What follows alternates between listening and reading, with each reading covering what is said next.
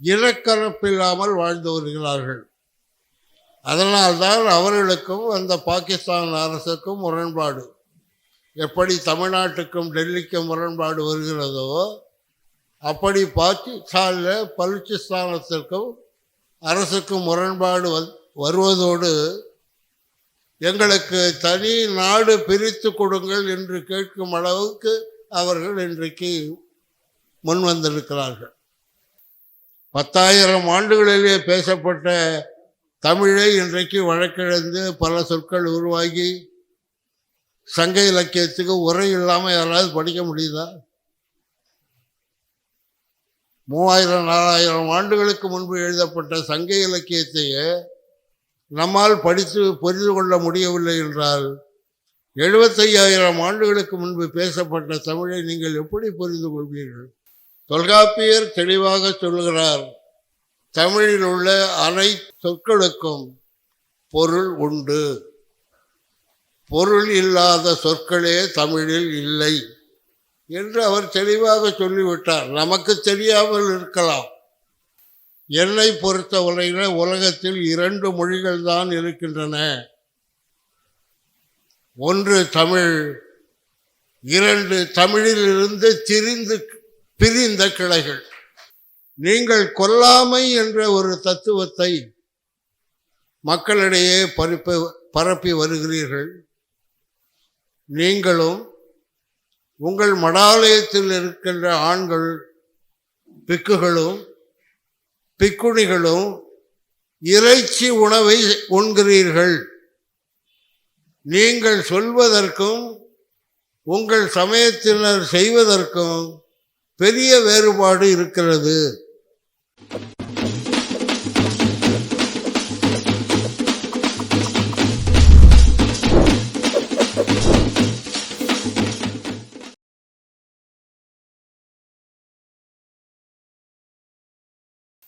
சென்ற வாரம் நான் மலேசியா சென்ற ஒரு கூட்டத்தில் இது போன்ற ஒரு மாலை நேரத்தில் நடந்த ஒரு கூட்டத்தில் உரையாற்றும் போது எனக்கு முன் உரையாற்றிய நண்பர் ஒருவர் தன்னுடைய உரையின் தொடக்கத்திலே என்னுடைய மாலை வணக்கத்தை தெரிவித்துக் கொள்ளுகிறேன் என்று சொன்னார்கள். என் அருகில் அமர்ந்திருந்த ஒருவர், இதுவாறு மாலை வணக்கம் என்று சொல்வது தமிழ் மரபுதானா? உங்களுடைய உரையின் போது அதை கொஞ்சம் விளக்கி கூறிவிட்டு பிறகு உங்கள் உரையை தொடங்குங்கள் என்று சொன்னார்கள். எனவே இங்கு பேசிய எவரும் மாலை வணக்கம் என்று சொல்லவில்லை. ஆகவே அது நல்ல மகிழ்ச்சியான செய்தி. தமிழை பொறுத்தவரையில் வணக்கம் என்பதுதான். அது காலையாக இருந்தாலும் மதியமாக இருந்தாலும் இரவாக இருந்தாலும் அந்தி பொழுதாக இருந்தாலும் எப்பொழுதும் வணக்கம்தான். ஐரோப்பிய நாடுகளிலே அந்த குளிர்காலத்திலே காலை எது மதியம் எது மாலை எது என்றெல்லாம் தெரியாது. ஆகையினால அவர்கள் ஒருவருக்கொருவர் பேசிக்கொள்ளும் போது good morning, good afternoon, good evening என்றெல்லாம் சொல்லுவார்கள். அந்த மரபை நாம் பின்பற்றுவது முற்றிலும் தவறு. வணக்கம் என்பது பல பொருளை தமிழிலே உள்ளடக்கி இருக்கின்றது. இந்த சொல்லுக்கான வேர் வண் என்பது. வண் என்ற வேர்ச்சொல் வளைவு என்ற பொருளை தரும். நாம் வணக்கம் என்று சொல்லும்போது நம் உடலை முன் பக்கமாக வளைத்து வரும் நண்பர்களை அல்லது விருந்தினர்களை கைகூப்பி வணக்கம் என்று கூற வேண்டும் என்பதுதான் தமிழர் மரபு. இந்த மரபை நாம் கைவிட்டு விட்டோம். இதனை இன்று சப்பானியர்கள் கடைப்பிடித்து வருகிறார்கள். இந்த வண் என்ற வேர்ச்சொல் விரிந்து வண்ணம் என்றாகிறது. இந்த வண்ணம் என்ற சொல்லுக்கும் வளைவு என்றுதான் பொருள். மழைக்காலத்திலே வானத்தில் தோன்றிய அந்த வளைவை பார்த்த தமிழர்கள் அதற்கு வண்ணம் என்று பெயர் வைத்தார்கள். பிற்காலத்தில் அது வானவில் என்று மாற்றப்பட்டது. அது வேறு செய்தி.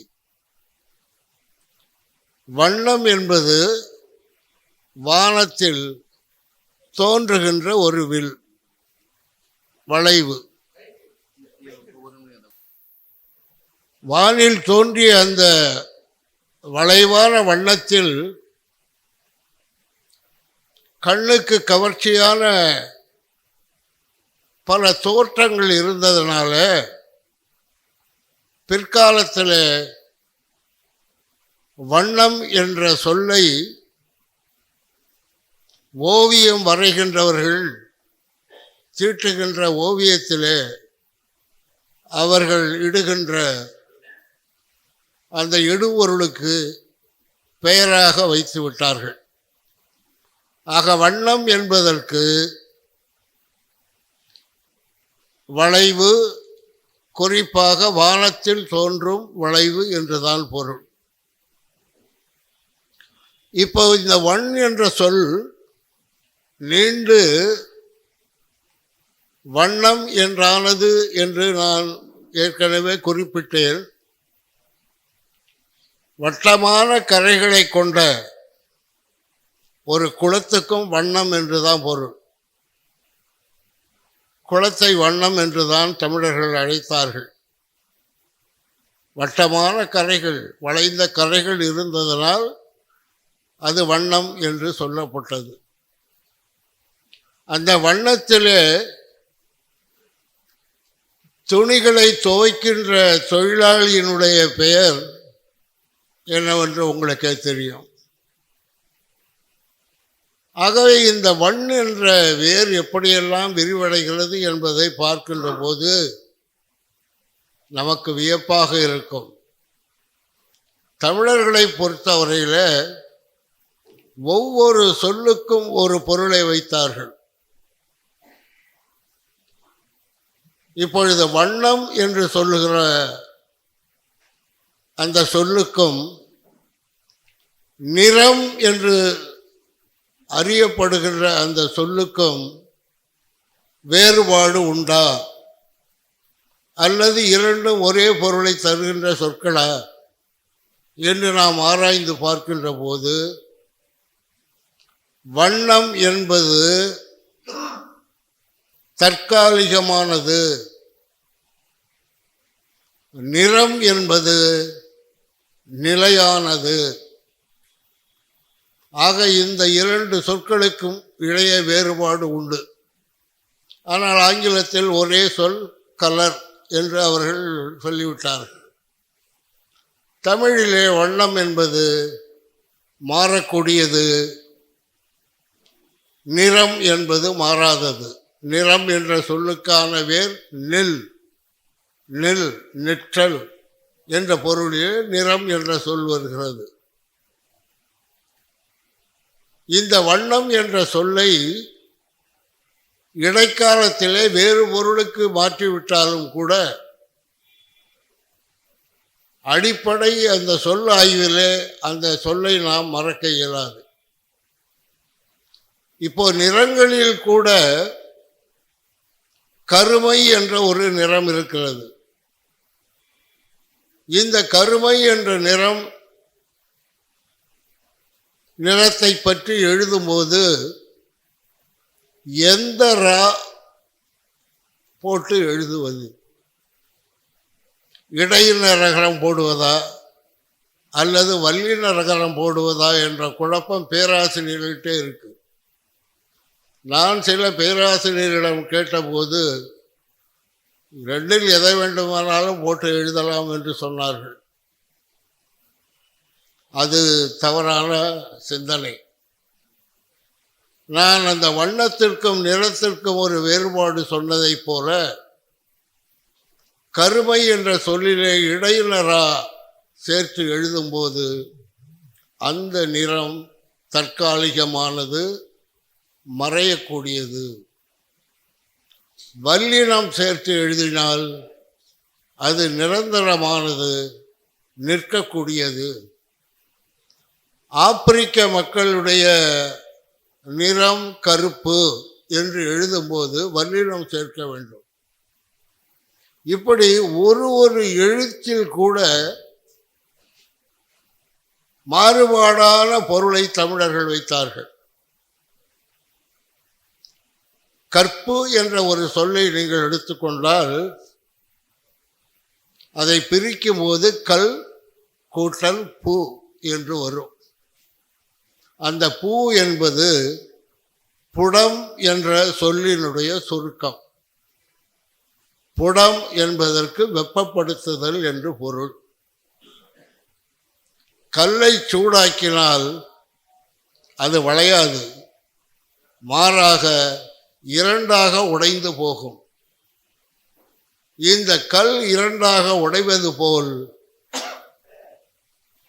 கற்புடைய பெண் தன் கற்புக்கு தீங்கு வரும் என்ற ஒரு சூழ்நிலை வந்தால் தன்னை அழித்துக் கொள்வாளே என்று வளைந்து கொடுக்க மாட்டாள் என்ற பொருள் அந்த கற்பு என்ற சொல்லில் இருக்கு. நாம் இந்த பொருளை எல்லாம் உணர்ந்து பார்ப்பதில்லை. தொல்காப்பியர் தெளிவாக சொல்லுகிறார், தமிழில் உள்ள அனைத்து சொற்களுக்கும் பொருள் உண்டு, பொருள் இல்லாத சொற்களே தமிழில் இல்லை என்று அவர் தெளிவாக சொல்லிவிட்டார். நமக்கு தெரியாமல் இருக்கலாம். இப்போ கும்பகோணம் என்பது கூட இந்த பிராமணர்கள் இங்கு வந்த பிறகு வைத்த பெயர் தான்.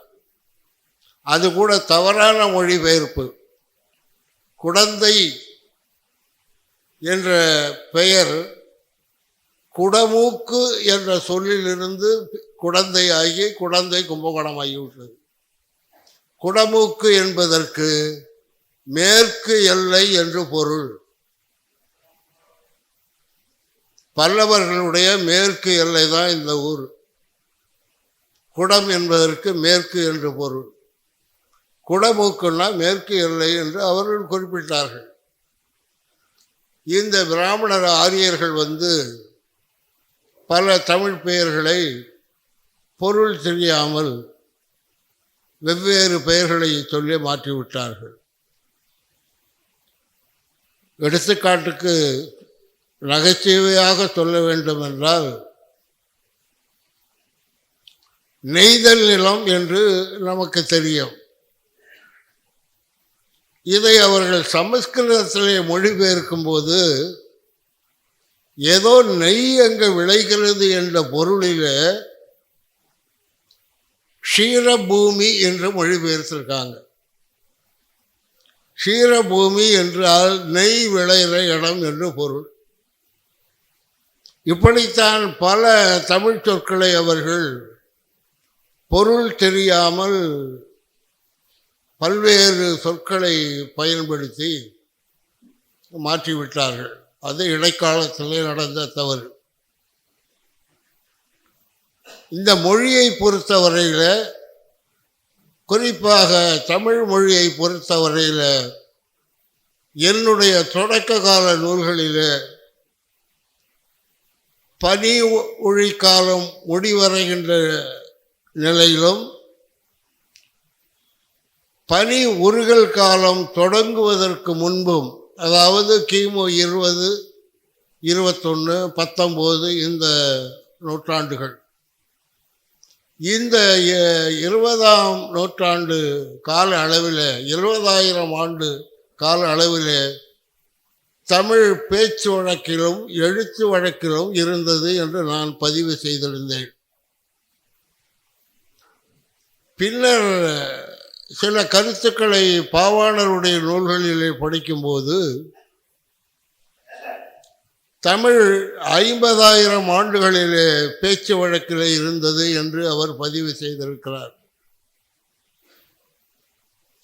இப்போ அண்மையிலே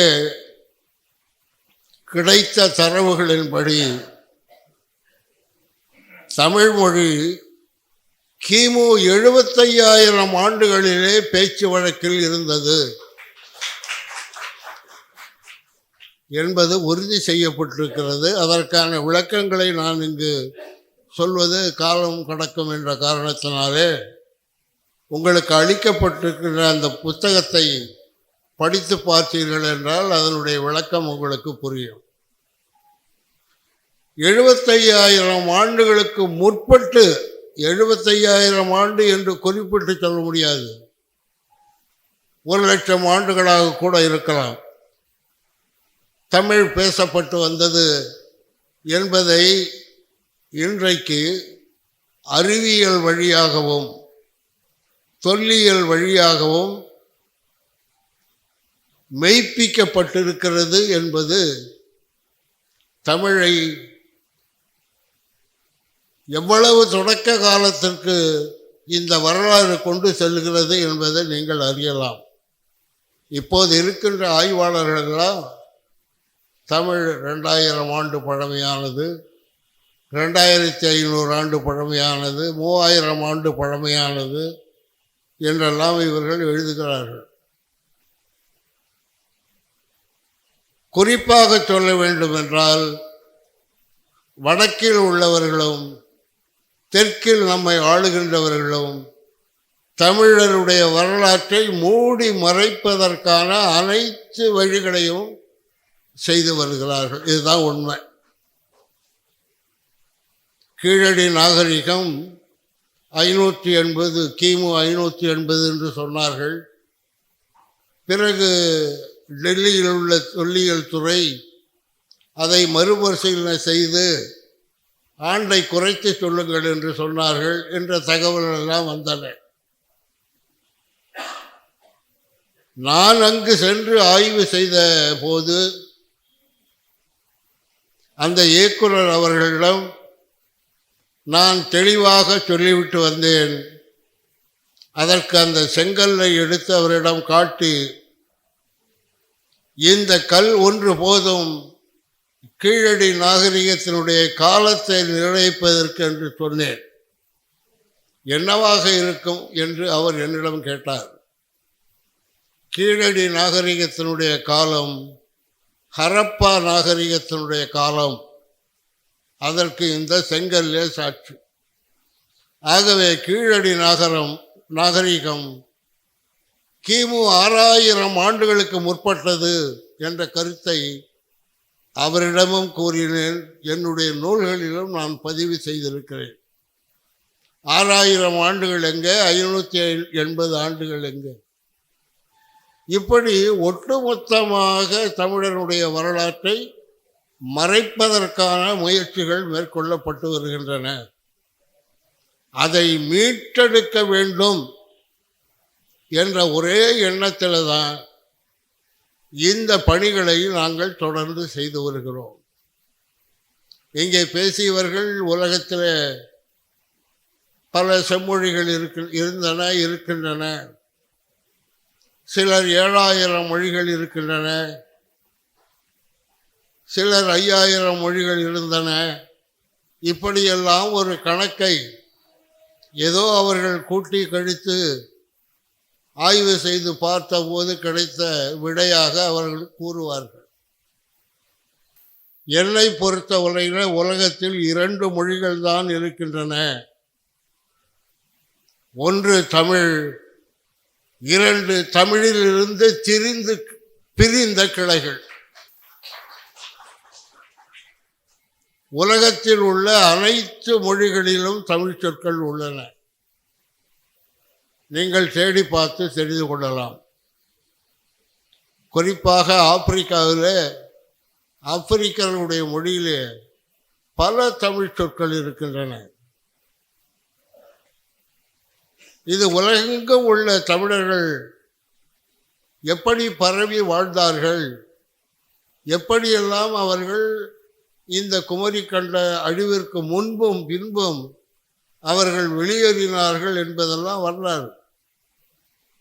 குமரி கண்ட அழிவின் போது முதலாக வெளியேறிய ஒரு தமிழ் குழு இன்றைக்கு பாகிஸ்தானில் இருக்கின்ற மெர்கர் என்ற பகுதிகள் தான் குடியேறினார்கள்.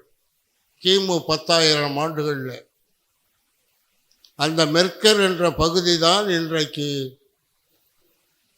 பலுச்சிஸ்தான் என்று அழைக்கப்பட்டு வருகிறது.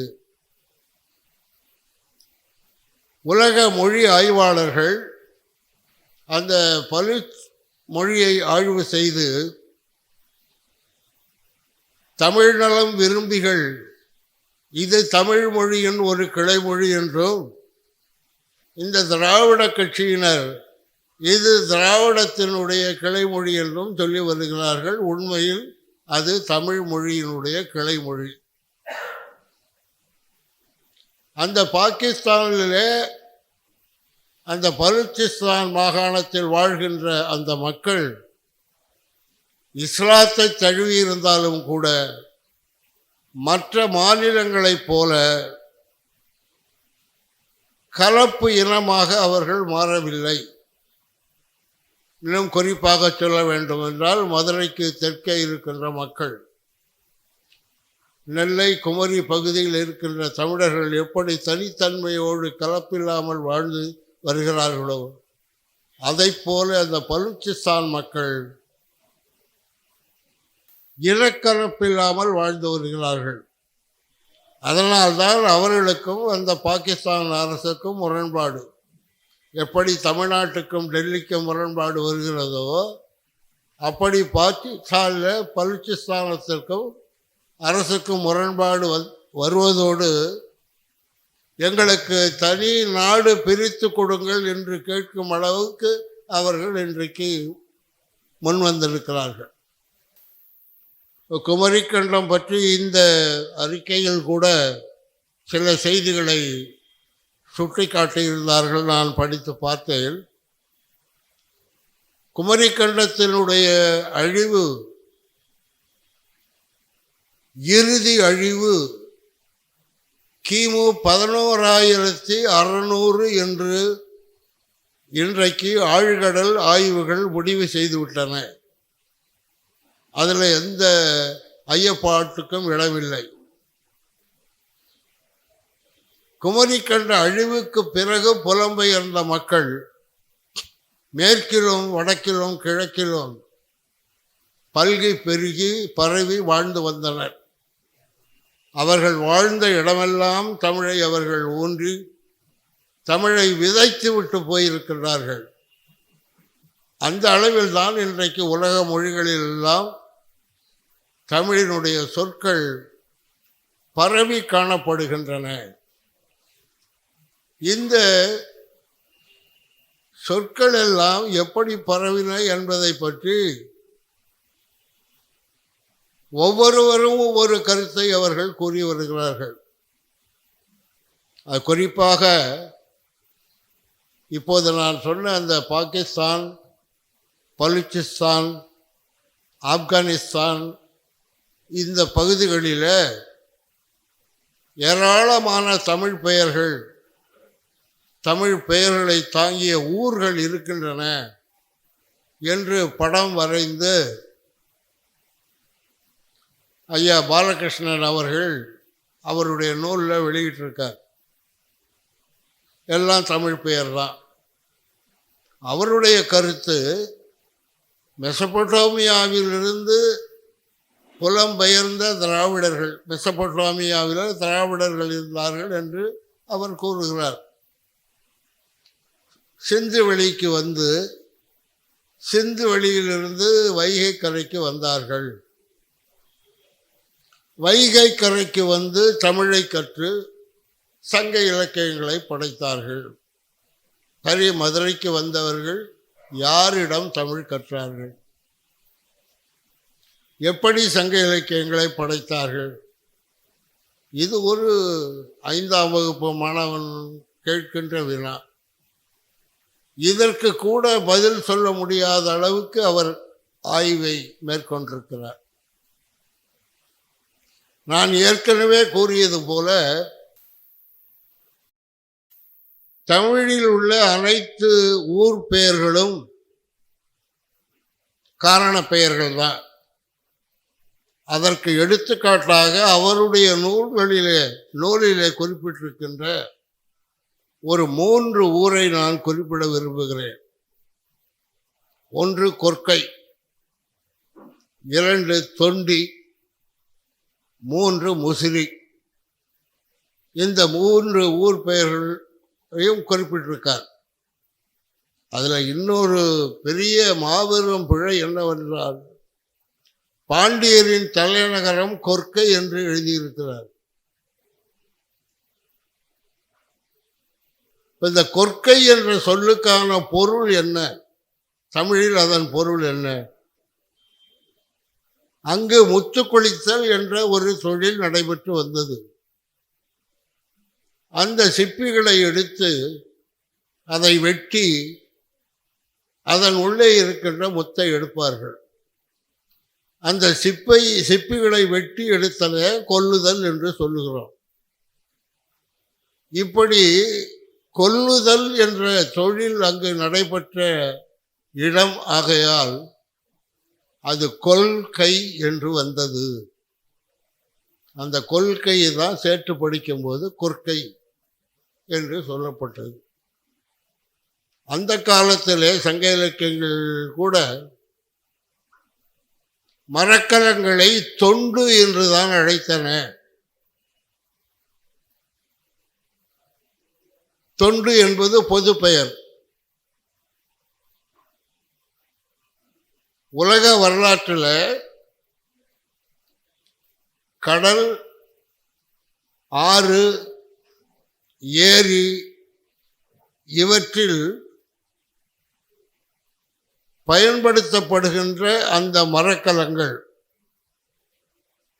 அவற்றினுடைய வகைகள்,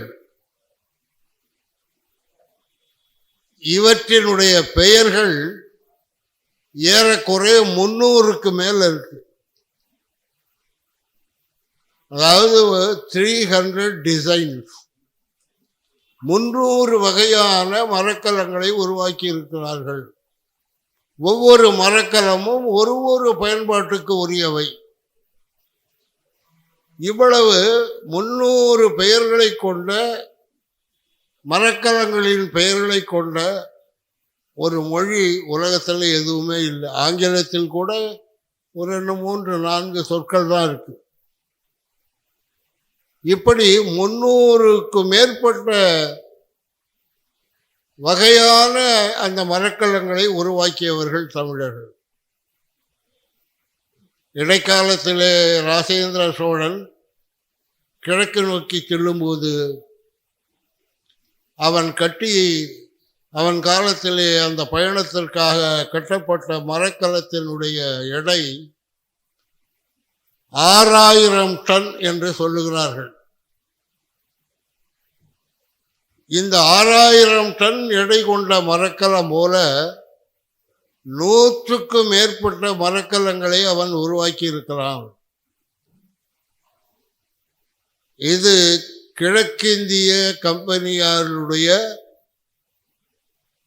அலுவலக குறிப்பிலே பதிவாகி இருக்கிறது. அவர்கள் இந்த பெரிய மரக்கலத்தை பார்த்து வியந்து போனார்கள், அதிர்ச்சி அடைந்தார்கள். அவர்கள் இந்தியாவுக்கு வரும்போது தங்களை விட கடல் மேலாண்மை கொண்ட நாடு உலகத்தில் எதுவும் இல்லை என்று எண்ணிக்கொண்டிருந்தார்கள். இந்த கப்பலை பார்த்த பிறகு தமிழ்நாட்டில் எவரும் 300 டன் அளவுக்கு மேல் மரக்கலத்தை கட்டக்கூடாது என்று ஒரு உத்தரவை போட்டாங்க. இந்த பழமையான வரலாறுகள் எல்லாம் இன்று மறைக்கப்பட்டு விட்டன. இப்போ 6000 டன் கொண்ட கப்பலில் 100 போர் வீரர்கள் இருக்கலாம். 100 போர் வீரர்களுக்கு சமையல் செய்வதற்கு ஒரு 25-30 பேர் இருக்கலாம். அவர்களுக்கு சமையலுக்கான உணவுப் பொருள், இடுபொருள், விறகு, இன்னும் தளவாட பொருட்கள் இதையெல்லாம் கூட்டி கழித்து ஒரு 100 பேரை ஒரு மரக்கலத்தில் ஏற்றி ஒரு 3000 கிலோமீட்டர் தொலைவுக்கு கடற்பயணம் மேற்கொள்ளுகின்ற அந்த அறிவு தொழில்நுட்பம் அன்றைய தமிழர்கள்ட்ட இருந்தது. அதையெல்லாம் மழுங்கடித்து தமிழனுடைய திறமையை வெளிவராமல் செய்து விட்டார்கள். இன்றைக்கு பலர் சொல்றாங்க, தமிழனுக்கு என்ன அறிவு இருந்தது, அவனுக்கு அறிவியல் தெரியாது, வானியல் தெரியாது, தாவரையியல் தெரியாது, கடல் பற்றிய அறிவு இல்லை. கால்டுவெல்ல தான் எழுதுறார், தமிழர்கள் இலங்கையை தவிர வேறு வெளிநாடுகளுக்கு கப்பல் மூலமாக சென்றவர்கள் இல்லை என்று அவர் எழுதுகிறார். 1000க்கு மேலே இந்த தமிழர்களுக்கு என்ன தெரியாது, 1000க்கு மேலே அந்த எண்களுக்கு தமிழில் பேரு பொருள் இல்லை என்று அவர் எழுதுகிறார். உங்களுக்கு ஒரு செய்தியை நான் சொல்ல விரும்புகிறேன். 2500 ஆண்டுகளுக்கு முன்பு, அதாவது புத்தர் காலம், திருச்சி உறையூரிலிருந்து ஒரு பெண், தமிழ் பெண், வட இந்தியாவில் சுற்றுப்பயணம் செய்கிறாள். பல மெய்யியல் கோட்பாடுகளை சொன்னவர்களெல்லாம் சந்தித்து அவர்களுடன் சொற்போர் செய்கிறாள். இப்படி அவர் சொற்போர் செய்து வருகின்ற போது புத்தரை சென்று சந்திக்கிறார். புத்தரிடம், உங்களிடம் நான் சில கேள்விகள் கேட்க வேண்டும் என்று அவள் சொல்லும்போது, கேளுங்கள் என்று புத்தர் சொல்றார். நீங்கள் கொல்லாமை என்ற ஒரு தத்துவத்தை மக்களிடையே பரப்பி வருகிறீர்கள். நீங்களும் உங்கள் மடாலயத்தில் இருக்கின்ற ஆண்கள், பிக்குகளும் பிக்குணிகளும் இறைச்சி உணவை உண்கிறீர்கள். நீங்கள் சொல்வதற்கும் உங்கள் சமயத்தினர் செய்வதற்கும் பெரிய வேறுபாடு இருக்கிறது. இறைச்சி உண்ணாதீர்கள் என்று சொல்லுகிற நீங்கள் இறைச்சி உண்ணாமல் இருந்திருக்க வேண்டும். ஆனால் நீங்கள் இறைச்சி உண்கிறீர்கள். இது என்ன நேர்மை என்று அவள் கேட்கிறார். அதற்கு புத்தர் என்ன சொல்றார், கடைக்காரன் விற்கிறான், அதனால் நாங்கள் வாங்கி சமைத்து உண்கிறோம் என்று அவர் பதில் சொல்றார். இந்த கடைக்காரனை விற்பனை செய்வதற்கு தூண்டியவர்களே நீங்கள் தானே. நீங்கள் இறைச்சி உண்ணவில்லை என்றால் கடைக்காரனை எப்படி விற்க போறான்? ஆக உங்கள் கொள்கையிலே தவறு இருக்கிறது என்று சொன்னவுடன் புத்தர் அந்த தவறை ஒற்றுக்கொண்டதாக நீலகேசி என்ற குறுங்காவியம் நமக்கு கூறுகிறது. நீலகேசி என்ற தமிழ் பெண் வட இந்தியாவிற்கு சென்று இப்படி ஒரு நிகழ்வை நடத்தியதாக நீலகேசி என்ற நூலில் அந்த செய்தி வெளியிடப்பட்டிருக்கு. இந்த நீலகேசி என்றால் யார் என்பது பற்றி பேராசிரியர்களுக்கே தெரியல. அவங்க யாருன்னு என்கிட்ட கேட்குறாங்க. அது மட்டும் இல்லை, ஒரு ஆய்வறிஞர் என்று சொல்லிக் கொள்ளக்கூடிய ஒரு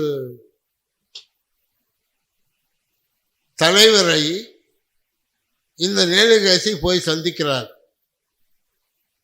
அவர் பல ஐயப்பாடுகளுக்கு மக்களிடையே ஏற்படுகின்ற ஐயப்பாடுகளுக்கெல்லாம் விளக்கம் சொல்றவர். அவரிடம் இந்த பெண் அவரை ஒரு குளத்தங்கரைக்கு அழைச்சிட்டு போறார். அங்கே எதிர் திசையில் ஒரு சலவை தொழிலாளி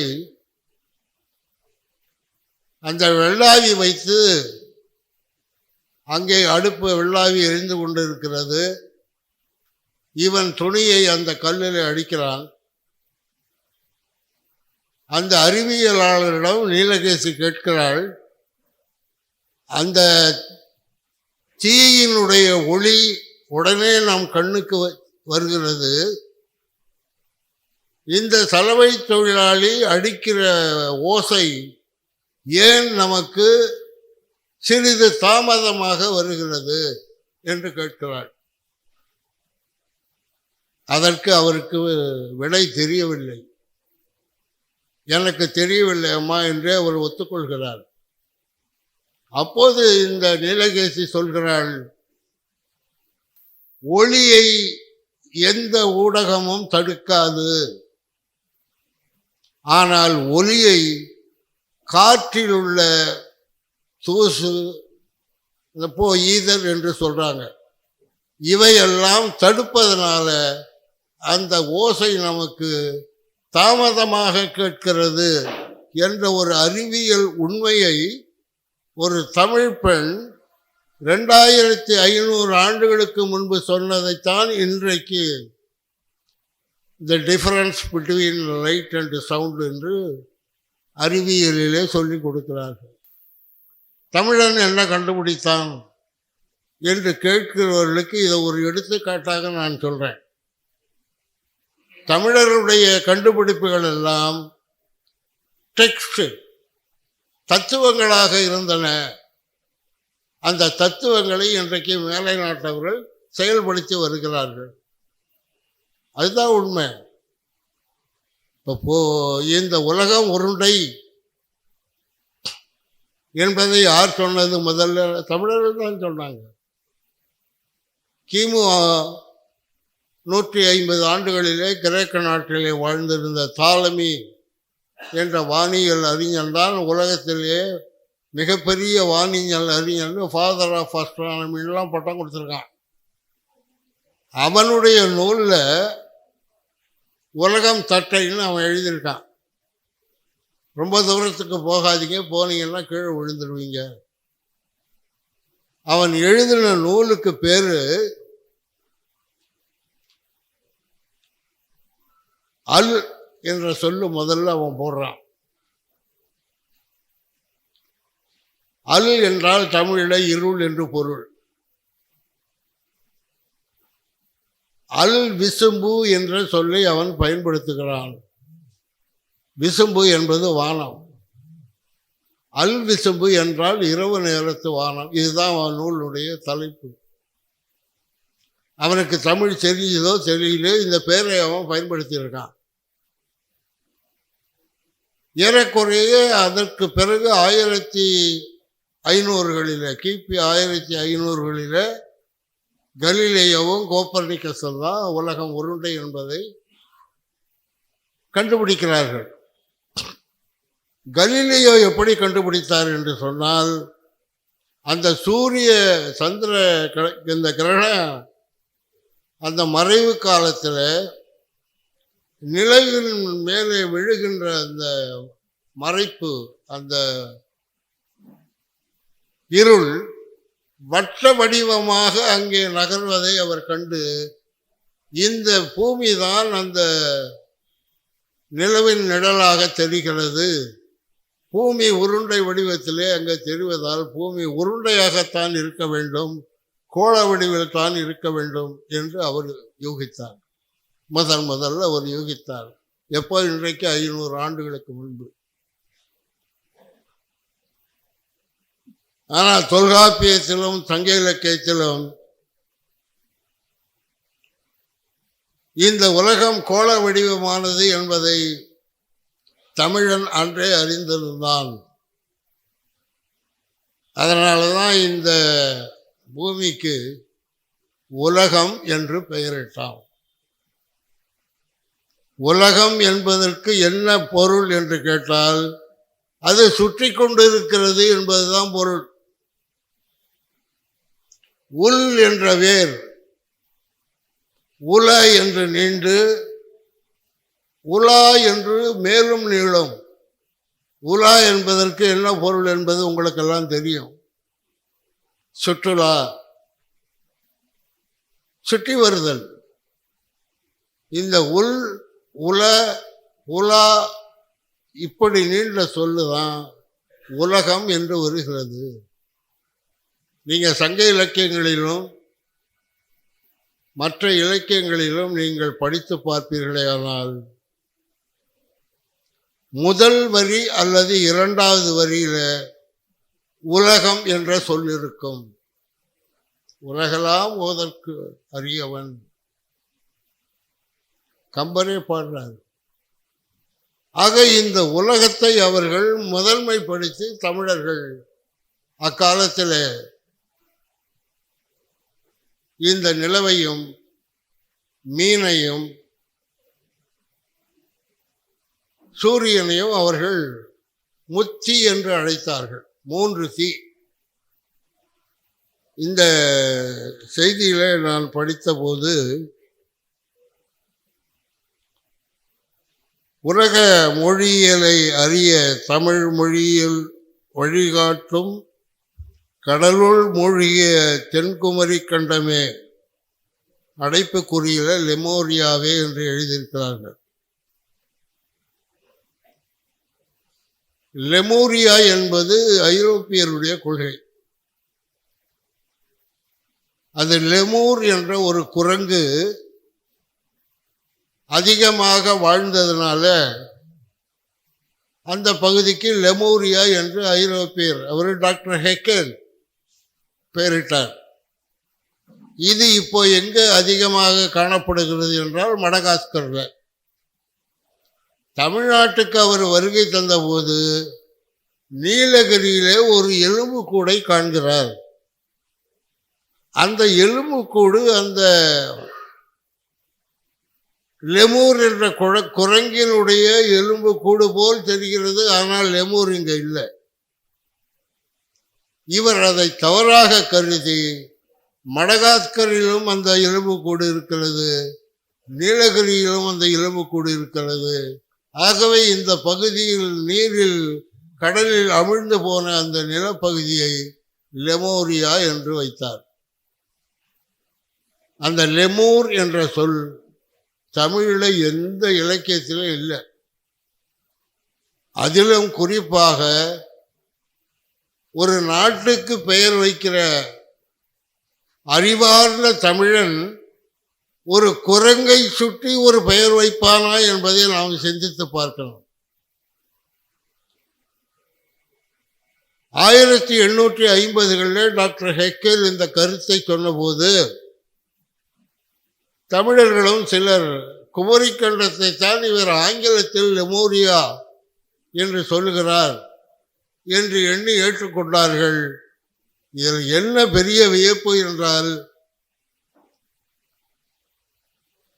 குமரிக்கண்டத்தை பற்றி எழுதிய பாவாணர் அவர்களே குமரிக்கண்டம் என்பதற்கு ஆங்கிலத்தில் லெமோரியா என்று எழுதுகிறார். இந்த லெமோரிய கொள்கை 1950களில் இது தவறானது, பொய்யானது என்று ஐரோப்பியர்களே அதை புறம் தள்ளிவிட்டார்கள். ஆகவே இனிமேல் அவர்கள் தமிழானாலும் சரி, ஆங்கிலத்திலானாலும் சரி, லெமோரியா என்ற சொல்லை நாம் பயன்படுத்தவே கூடாது. நமக்கு நம்முடைய தியரி, நம்முடைய கொள்கை குமரிக்கண்டம் தான். குமரிக்கோடும் கொடுக்கடல் கொள்ளை என்றுதான் சிலப்பதிகாரம் சொல்லுது. ஆகவே இந்த அளவுக்கு நீங்கள் சொற்பொருளை அறிந்து ஒவ்வொரு நிகழ்வையும் நாம் எடை போடுகின்ற போதுதான் தமிழனுடைய பெருமை தெரியும். நான் ஏற்கனவே சொன்னேன், உலகத்திலே பழமையான மொழி தமிழ்தான் என்று. இன்றைக்கு பல அறிஞர்கள், குறிப்பாக கிரகாம் ஹேங்காக், அமேசான் காடுகளிலே வாழ்கின்ற பழங்குடி மக்கள் பேசுகின்ற மொழியில தமிழ் இருக்கிறது என்று அவர் எழுதுகிறார். ஆகவே இவர்கள் கூறுவதைப் போல இவர்கள் எழுதிய வரலாற்றைப் போல அவர்கள் பாட புத்தகங்களிலே பதிவு செய்ததைப் போல நாம் எல்லாம் படித்து ஏமாற வேண்டியது இல்லை. இதில் ஒரு அடிப்படையான கொள்கை என்னவென்றால், முதல் மனிதன் ஆப்பிரிக்காவில் தோன்றினான் என்பதுதான். இது ஐரோப்பியர்கள் வகுத்த ஒரு கொள்கை. இது ஏறக்குறைய 200 ஆண்டுகளுக்கு முன்பே அந்த கொள்கையை அவர்கள் வகுத்து விட்டார்கள். அந்த கொள்கையை எதிர்த்து அல்லது இப்படி நடந்திருக்க வாய்ப்பில்லை என்று மறுத்து பேசக்கூடிய ஆய்வாளர்கள் அப்போது உலகத்தில் இல்லை. ஆகையினால அதை பற்றி யாருமே கருதாமல் விட்டு விட்டார்கள். ஆனால் அண்மை காலத்தில் 10 ஆண்டுகளில் இந்த ஆப்பிரிக்காவில் தான் முதல் மாந்தன் தோன்றினான் என்பது தவறான கருத்து. பின் எங்கு தோன்றினான்? தெற்கு ஆசியா அல்லது தென்கிழக்கு ஆசிய பகுதிகளில்தான் முதல் மாந்தன் தோன்றினான் என்பதை வரையறுத்து சொல்லிவிட்டார்கள். அவர்களுக்கு அந்த குமரிக்கண்டம் என்ற சொல்லெல்லாம் தெரியாது. நான் ஆஸ்திரேலியா சென்றபோது அந்த பழங்குடி மக்களோடு சந்தித்து பல செய்திகளை எல்லாம் நான் கேட்டறிந்த போது அவர்கள் பேச்சிலே பல தமிழ் சொற்கள் இருப்பதை நான் கண்டறிந்து என்னுடைய நூல்களெல்லாம் பதிவு பண்ணியிருக்கேன். 75,000 ஆண்டுகளாக 73,000 ஆண்டுகளாக தனித்து விடப்பட்ட இனம் அது. அந்த ஆஸ்திரேலியா கண்டத்தில் ஒரு 200 ஆண்டுகளுக்கு முன்பு தான் ஆங்கிலேயர்கள் உள்ள நுழைகிறாங்க. அது வரையில் யாரும் நுழையல, அவர்களும் வெளியில் வரல. ஆகையினால அவர்கள் பேசிய மொழி கலப்பில்லாமல் தனித்து இயங்கியது. ஆனால் நம்முடைய தமிழில் இன்றைக்கு பல மொழிகள் கலந்துட்டது. ஆகவே நம்முடைய மொழியை ஆய்வு செய்யணும்னா சங்க இலக்கியங்களுக்கு தான் போகணும். சரி, 75,000 ஆண்டுகளுக்கு முன்பு பேசிய தமிழன் பேசிய இந்த தமிழ் மொழி இப்போ எங்கே பேசப்படுகிறது, எப்படி இருக்கிறது என்று நீங்கள் கேட்கும்போது அது ஆஸ்திரேலிய பழங்குடிகளிடம் இருக்கிறது. ஆனால் அவர்கள் பேசுவது நமக்கு புரியாது. 10,000 ஆண்டுகளிலே பேசப்பட்ட தமிழை இன்றைக்கு வழக்கிழந்து பல சொற்கள் உருவாகி சங்க இலக்கியத்துக்கு உரை இல்லாமல் யாராவது படிக்க முடியுதா?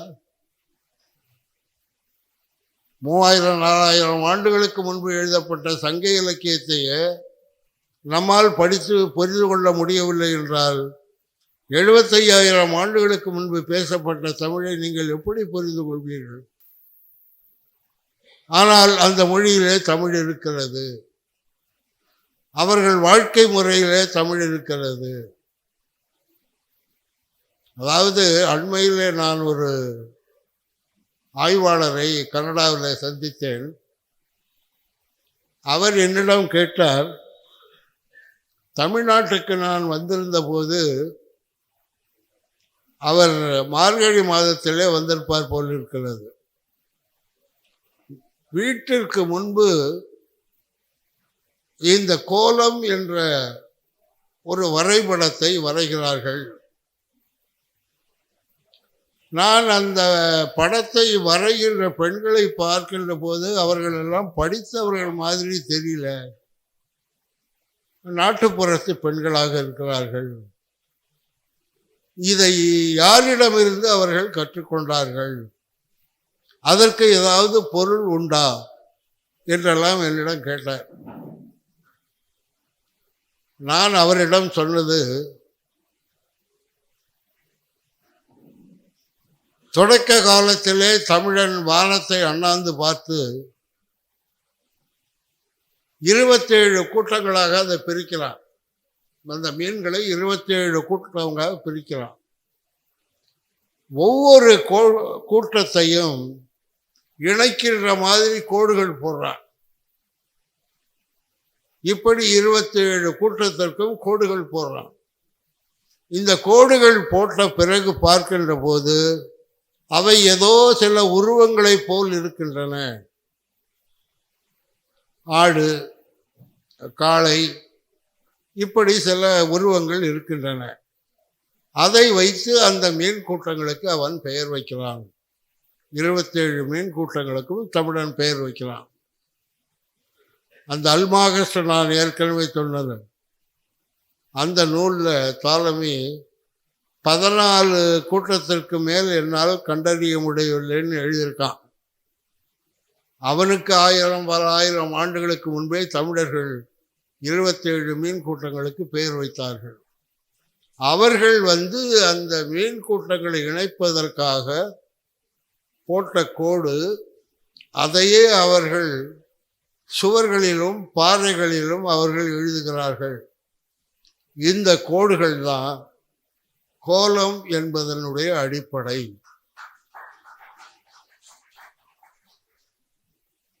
அந்த கனடா நண்பர் என்னிடம் கூறினார், அவர் மதுரைக்கு சென்றபோது மீனாட்சி அம்மன் கோயிலுக்கு முன்பு ஒரு பெரிய பரப்பளவிலே ஒரு கோலம் வரையப்பட்டிருந்தது.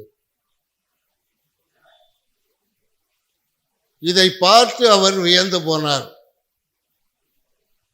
அந்த குருக்களிடம் இந்த கோலத்தை வரைந்தது யார், நான் அவரை பார்க்க வேண்டும் என்று அவர் கூறியதற்கு இணங்க அவர்கள் சென்று பக்கத்து தெருவில் இருந்த ஒரு பெண்ணை அழைத்து வருகிறார்கள். அந்த பெண்ணுக்கு ஆங்கிலம் தெரியல. அந்த மொழிபெயர்ப்பாளரை வைத்து அந்த பெண்ணிடம் கேட்கின்ற போது, இதில் எத்தனை புள்ளிகள் இருக்கின்றன என்று கேட்கிறார். நீங்கள் வரைந்த கோலத்தில் எத்தனை புள்ளிகள் இருக்கின்றன என்று அவர் கேட்கும்போது, அந்த பெண் 5625 புள்ளிகள் இருக்கின்றன என்று சொல்றார்.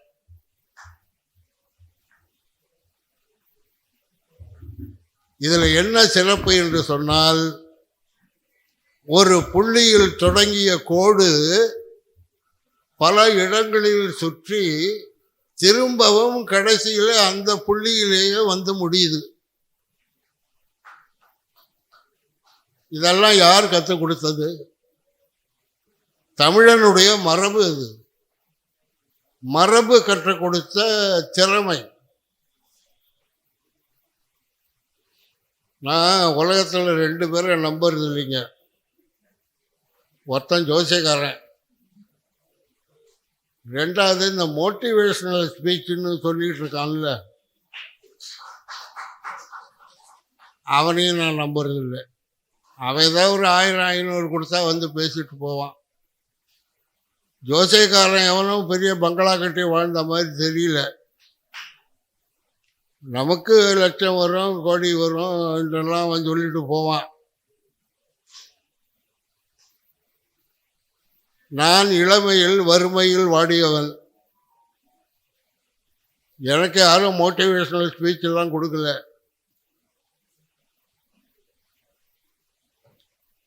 வாழ்க்கையில் முன்னேறுவதற்கான வழி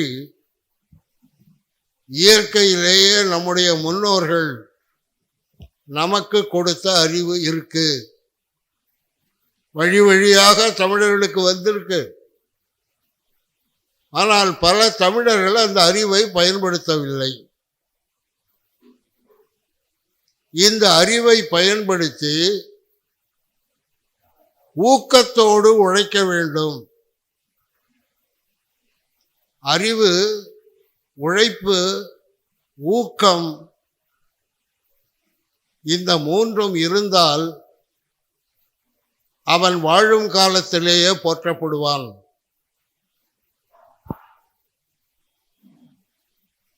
என்னை பொறுத்தவரையில்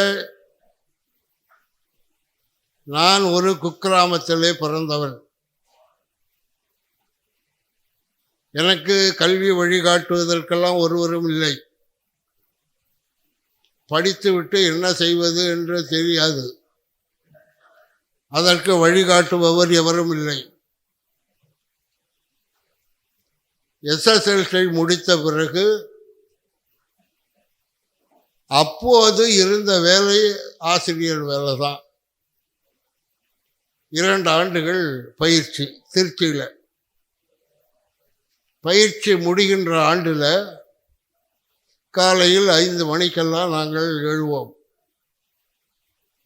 இப்போது அந்த ஜங்ஷன் பக்கத்தில் இருக்க அந்த ஆசிரியர் பயிற்சி பள்ளி திருச்சியில்.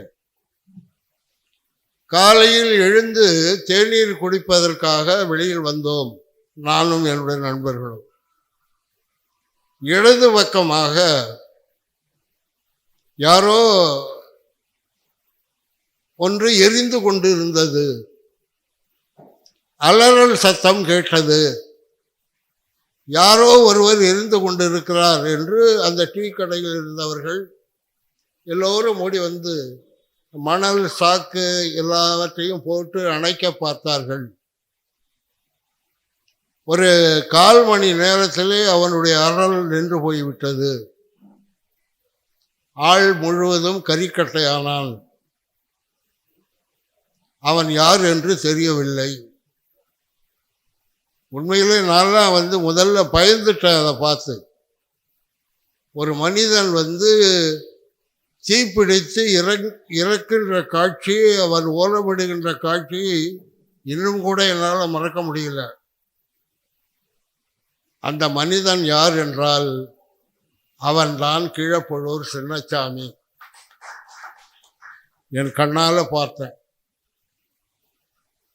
அன்று மாலை வந்த மாலை முரசு இதழில் நாம் தமிழர் கட்சியை சார்ந்த கீழப்பழூர் சின்னசாமி இந்தி எதிர்ப்பு உடலை மாய்த்து கொண்டார்னு தலைப்பு செய்தி போட்டிருந்தாங்க. மறுநாள் காலையில் முரசொலியில் கீழப்பழூர் சின்னசாமி என்ற கழக உறுப்பினர் இந்திக்காக உயிர் துறந்தார்னு முரசொலியில் போட்டிருக்காங்க. அதாவது இந்த போர் எல்லாம் அப்போவே 50-60 ஆண்டுகளுக்கு முன்பே இந்த பொய்யை சொல்றதுங்கிற போர் தொடங்கிட்டது. அப்படி அந்த சின்னசாமியை அப்போ பாராட்டுவதற்கு யாரும் இல்லை. அந்த நாத்திக ராமசாமின்னு ஒருத்தன் தான், அந்த வயதானவர்களுக்கு தெரியும். அவன் நாத்திகம்னு ஒரு பத்திரிகை எழுதிக்கிட்டு இருந்தான். அவன் காங்கிரஸ் ஆதரவோடு எழுதுவான். அவன் என்ன எழுதுனா, அந்த சின்னசாமி ஒரு மனநோயாளி, ஊர் முழுவதும் கடன் வாங்கி வைத்திருக்கிறான், கடன்காரர்கள் கேட்டதனால் அவனுக்கு கடன் கொடுக்க வழி இல்லை, அதனால் அவன் தீக்குளித்து இறந்து போனான், அவனை இந்திய எதிர்ப்பு போராளியாக இவர்கள் கட்டமைக்கிறார்கள் என்று நாத்திக ராமசாமி எழுதினான். அதையும் நாங்கள் வாங்கி படித்து பார்த்தோம். ஆகவே இந்த இந்திய எதிர்ப்பு போராட்டத்தில் பங்கு கொண்டதில் எனக்கும் ஒரு வாய்ப்பு கிடைச்சது, திருச்சியில் நான் இருந்தபோது. அதுலேயும் குறிப்பாக சின்னசாமி இறந்தது இன்னும் எனக்கு மறக்கலை. அப்போது கீழப்பழூர் அரியலூர் பக்கத்தில் இருக்குன்னுலாம் எனக்கு தெரியல. இப்போ நான் அரியலூருக்கே வந்ததுனால விவரமாக தெரியுது. அதுக்கப்புறம் அவங்க உறவினர்கள்லாம் நான் சந்தித்து பேசியிருக்கேன். ஆகவே இந்த தமிழருடைய இந்த ஈகத்தையும் கூட மறைப்பதற்கான முயற்சிகள் அப்போதே 60-70 ஆண்டுகளுக்கு முன்பே எடுக்கப்பட்டது. ஆகையினால இதில் என்ன, நான் ஒரு பகுதி தான் பேசியிருக்கேன். தமிழரின் பெருமையை பற்றி மட்டும்தான் நான் பேசியிருக்கேன். தமிழரின் கடமையை பற்றி ஐயா பேசுவாங்க. ஆகையினால அவருக்கும் வழிவிடுகின்ற வகையில் இன்னும் நிறைய பேச செய்திகள் இருந்தாலும் கூட நேரம் காலம் கருதி என்னுடைய உரையை முடித்து கொண்டு உங்களிடமிருந்து விடைபெறுகிறேன். நன்றி, வணக்கம். இவ்வாறான பல செய்திகளை, பல சிக்கல்களுக்கு விடை கிடைக்கக்கூடிய செய்திகளை தமிழர் கண்ணோட்டம் வலைவழியில் வெளிப்படுத்தி வருகிறோம். இது தற்சார்பாக செயல்படுவதற்கு நிதி தேவைப்படுகிறது. இந்த நிதியை நம்முடைய மக்களாகிய நீங்கள் தான், இளையோரும் பெரியோரும் நண்பர்களும் தோழர்களும் சான்றோரும் நீங்கள் உங்களால் இயன்ற அளவு என்ன இயலுமோ அந்த நிதியை வழங்குமாறு அன்போடும் உரிமையோடும் கேட்டுக்கொள்கிறேன். உங்களுக்கு நன்றி உணர்வோடும் பொறுப்புணர்வோடும் தமிழர் கண்ணோட்டம் செயல்படும் என்பதை உறுதி தெரிவித்துக் கொள்கிறேன். நன்றி, வணக்கம்.